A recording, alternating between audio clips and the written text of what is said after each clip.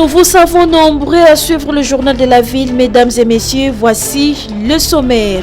La date du 2 février 2022, un cauchemar pour les habitants de Matadi Kibala qui ont perdu une vingtaine de mamans et papas à cause du câble électrique haute tension de la SNEL qui s'est détaché en plein marché Matadi Kibala. Vous suivrez dans ce journal les témoignages des uns et des autres au cœur sensible de s'abstenir. Attaque au camp des réfugiés à Ituri par les assaillants Codeco dans les sites Nglé Aboulé, chefferie de Baïma, Badéré, territoire des Djougou. La société civile Force Vive de l'Ituri décrète 3 jours de ville morte pour compatir avec les familles de plus de 50 victimes à partir de ce jeudi 3 février. Situation des agents des mines élagués sur la liste de paye. L'intersyndicale des mines était en sit-in ce mercredi 2 février à la primature pour exiger une réponse favorable à leur demande, celle de voir les agents élagués être remises dans leurs droits. C'est tout pour les sommaires, mesdames et messieurs. Encore une fois, bienvenue dans ce journal.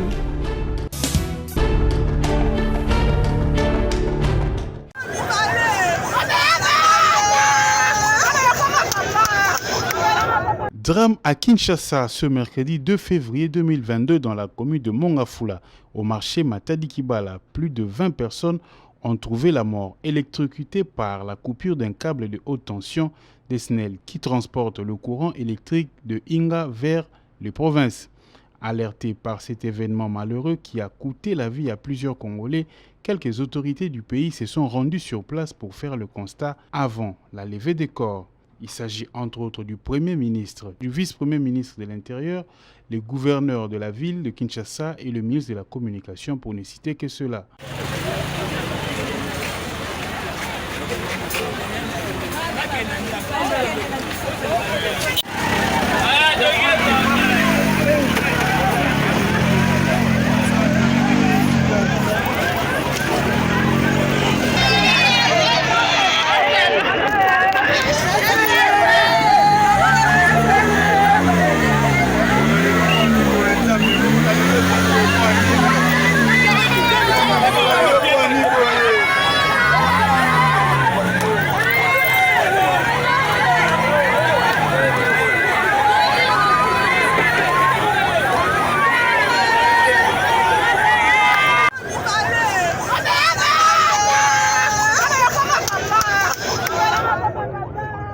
Quelques Congolais trouvés sur place réagissent. Plus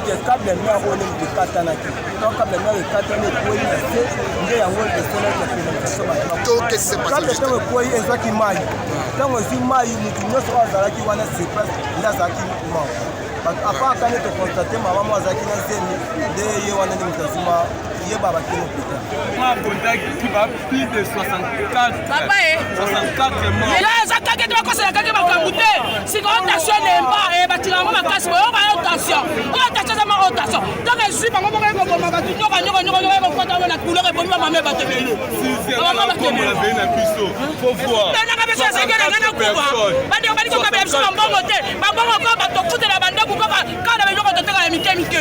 Signalons par ailleurs que la SNEL, à travers son responsable de la communication, a eu à sensibiliser par le passé les autorités et la population à ne pas construire sous la ligne de haute tension. Mais ce que la ligne est maloti liki batu ba ikotonga tala kanda ko ezana sima na bite ba maswango so batele makandenge nini tozo ebisa bande ko na biso okoki ko tonga ndako na se ya ligne te belela na l'état congolais gouvernement ndenge ba population lobaka atalela biso likambo yenda za na ministère ya titre foncier baya ko buka banda ko nyonso pona ko faciliter biso accès na ba ligne.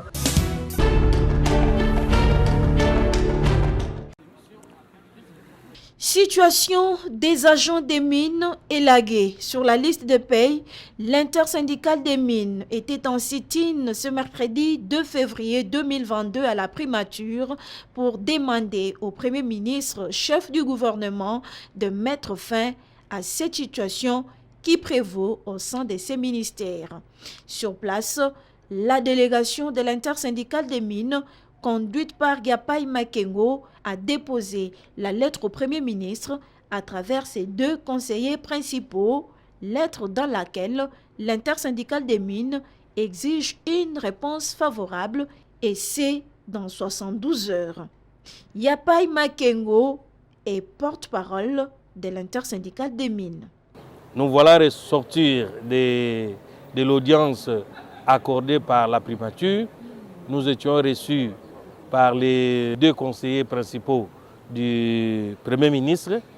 Nous avions donné nos idérata pour dire que Madame ministre des Mines n'a aucun pouvoir de retourner les agents des ministères des Mines matriculés. Ça fait 4 ans d'existence de ces agents qui sont primés, commissionnés dans les différentes banques de la République démocratique du Congo, qui sont aujourd'hui payés certains dans leur salaire parmi les 22 000 agents qui venaient d'être mécanisés par le gouvernement de la République. C'est pourquoi nous avons donné au Premier ministre, au biais de ses conseillers, 72 heures pour que notre lettre soit répondue afin de prendre une décision générale à ce qui concerne tous les arrêtés que le ministre de la fonction publique prend à ses attributions légaliennes. À en croire l'intersyndicale des mines, les agents élagués sont dans leurs droits car régularisés depuis 2018. Si rien n'est fait, l'intersyndicale des mines usera de tous ses moyens pour que les agents élagués rentrent dans leurs droits.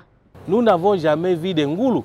Les Ngoulou habitent dans des porcheries. Les Ngoulou ne peuvent pas venir habiter dans une administration quelconque. Les infiltrés sont des Rwandais, les infiltrés sont des Burundais.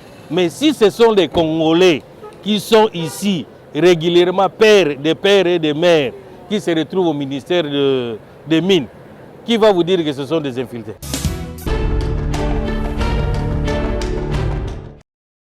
Le ministère de la Justice reçoit des centaines de courriers par jour et pour rentabiliser le temps de réaction des réponses à ces courriers, une formation e-courrier a été organisée le 29 janvier 2022 au Palais de Justice en faveur des membres des cabinets intervenant dans ces circuits.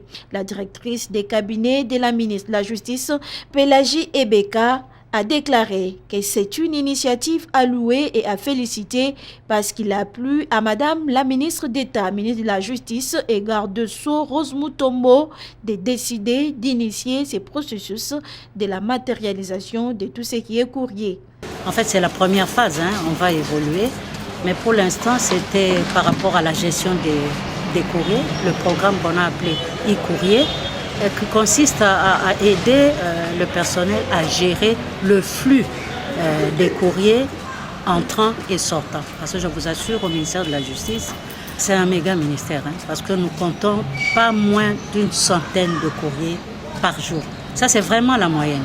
Et quand ça chauffe, nous pouvons facilement atteindre plus de 100, voire même 200 courriers par jour. Et donc il était vraiment important de mettre en place un système qui puisse nous faciliter la tâche dans la gestion des courriers, dans le traitement des courriers et de tous les dossiers qui nous arrivent de tous les horizons pour pouvoir augmenter notre efficacité. Michael Lumanisha, représentant d'e-Solutions, une société qui a mis en place un système de gestion des courriers pour le ministère de la Justice, a indiqué que ce système permet de mettre en musique tous les courriers reçus. Avec le e-courrier, exactement comme on l'a exposé, et principalement dans la phase 2, permet aux utilisateurs et à l'administration centrale d'avoir une certaine mainmise sur toutes les actions qui sont posées pour qu'au cas échéant, que celui qui l'a posé puisse répondre bien entendu de ses actes. Avec e-courrier, il est impossible de retrouver les courriers officiels sur les réseaux sociaux sans autorisation.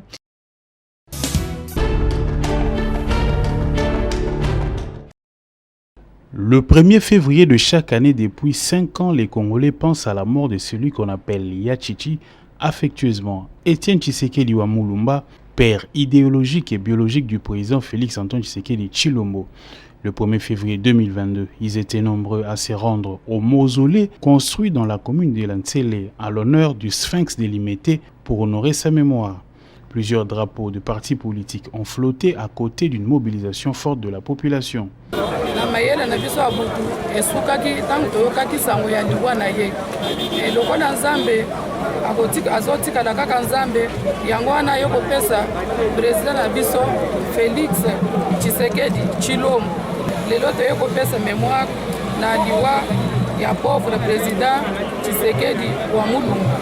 La Convention pour les renouveaux et la démocratie, parti cher à Mosoko Diamponga, le président de l'Assemblée nationale, était également représenté dans la commune de Lantsele pour rendre un digne hommage à celui qui est considéré comme le père de la démocratie en République démocratique du Congo. Germaine Kaye, présidente fédérale de la CRD, Ligue de femmes Tchangou, parle ici des souvenirs forts de la grande personnalité qui était Étienne Tshisekedi. Depuis le 1er février 2017, le jour pour jour, c'est 5 ans. Donc, on a dit papa a vu son homme et démocratie dans le Congo.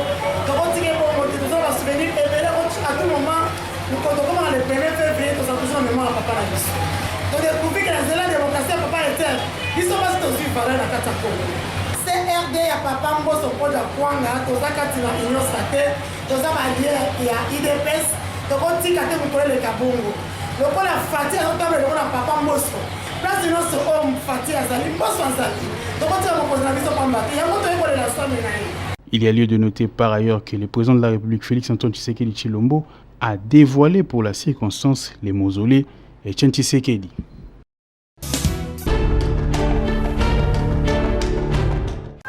Nouvelle année 2022, l'association culturelle Banama, une structure dont les députés de Demopasa Lokobo et le président initiateur a organisé une matinée d'échange et d'évaluation de toutes les activités de l'association et projeté les perspectives d'avenir. C'était ce dimanche 30 janvier 2022 à Kinshasa, dans la commune d'Endjili. Au cours de cette première rencontre de l'année, les participants, notamment les représentants des originaires des cités d'Emangaï, du Pamou, d'Ibaï Loubwe, Panou, Piopio, Yolo, Kalo, Idiofa, ont une fois de plus exprimé leur soutien à la vision de leur élu national, Dédé Mopassa, qui vise entre autres à la conscientisation, l'autoprise en charge, l'entrepreneuriat et la promotion de l'identité culturelle. Maître Innocent Luapai Ngituka, secrétaire général de Banama, revient sur l'importance de cette rencontre de l'année. Le président initiateur et autorité morale, l'honorable Dédé Mopassa. Nous disons d'abord grand merci à cet homme-là qui a des initiatives pareilles pour nous amener à un développement durable. Cette journée d'aujourd'hui, c'est une journée que le Banama a organisée pour s'échanger, partager les idées, donner des orientations pour la nouvelle année 2022, de façon que cette année soit une année de bénédiction, une année heureuse pour tous les Banama et tous ces projets, ces idées. Donc l'autorité morale de Banama, honorable de Mopassa, nous donnera, seront mises en exécution pour le développement de notre espace Banama. C'était également pour les Banama d'échanger leurs vœux les meilleurs pour l'année 2022. Les Banama, c'est l'unité dans la diversité et la valorisation de la culture congolaise pour le développement intégral.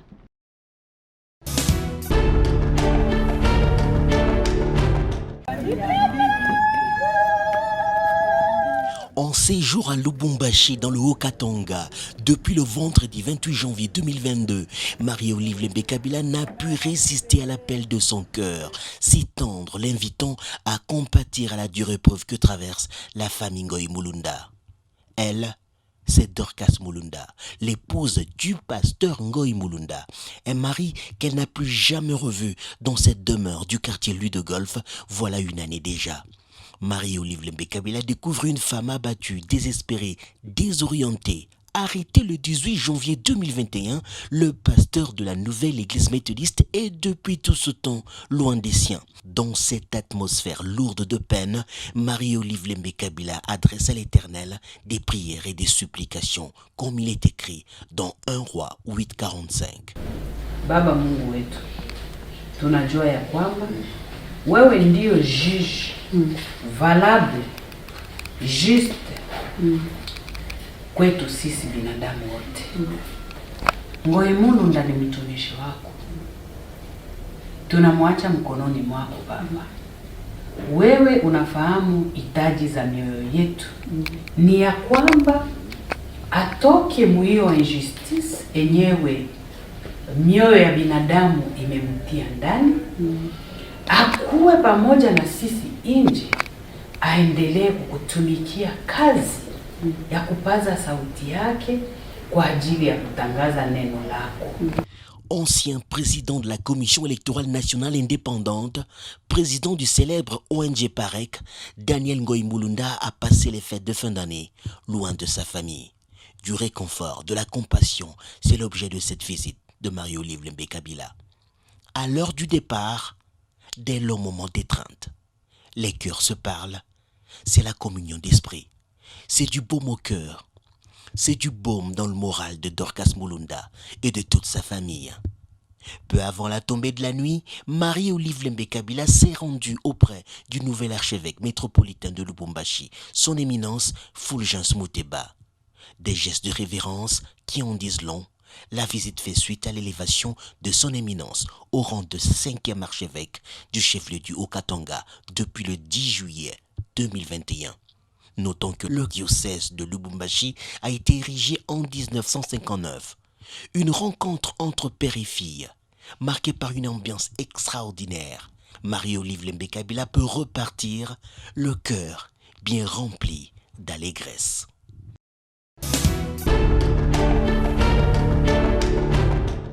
Le plateau des Batéké est devenu depuis un temps un chantier à conflit à répétition entre les chefs dits autoproclamés, ceux reconnus par l'État et les familles. Malgré les efforts consentis par les autorités, les conflits ne semblent pas cesser. Le chef du groupement Kingakati, Ferdinand Moudi, estime que s'il gérait la commission consultative des règlements des conflits coutumiers, il mettra un terme à ces différents conflits. Est-ce que Ferdinand a aussi sa conflit dans la vie de Kinshasa? Quand on combat Ferdinand, pour Ferdinand, c'est la vérité. Il va Ferdinand, c'est la coutume. C'est pour nous soigner. Donc, vérité, Ferdinand, c'est la moutou a conscient que oui, ngai moko na tie des zones na mboka botika na longwa na ngai. Ye moko, ça fait pour chaque mboka a une histoire. Ba inventa ka histoire te. Donc, oh et salama. Donc, chaque mboka a ba koko nango, ezana ba niti ça. Chaque mboka a ba koko na ça. Donc, vérité, Ferdinand, c'est nango. So kaka kombo e ba lobia Ferdinand to pesi mukumba assis ba conflit. Kaka mukolo ngo na installation ko zalate. Batunyo so ba komi. Pour Kinshasa des autres so oh ba érosion, oh ba ni tout ça, oh misala les autres tambola beauté. Ba chef coutumier so baza ko yima yima. Makambo za mabe. Pour ana vie de Kinshasa comment ba chef coutumier ba uta na ba province mususu ba kotaka makambo Kinshasa. Oh biso eto salimo association bo to samwa ba kolo Kinshasa ba mona kati. Eza tout côté. Pour chaque coutume nedi nazolo ba na kinyankati ya pouvoir na ngeza na kinyankati ya. So na komi na nguma ezanga été. Pouvoir na ngaku ne salati. Na kenabu pouvoir nangé ko sala kunate. Pouvoir nangé ko sala kana mabele nangé se ba koko nanga baza. Alors, ba chef coutumier ba utaka na ba province, ba pouvoir na bango peut limiter na ba province na bango. Ce qui le chef coutumier tikamboka no pendant une année. Ozana Kinshasa ozolo banga chef coutumier. Il fallait zonga et pas pouvoir nous amis.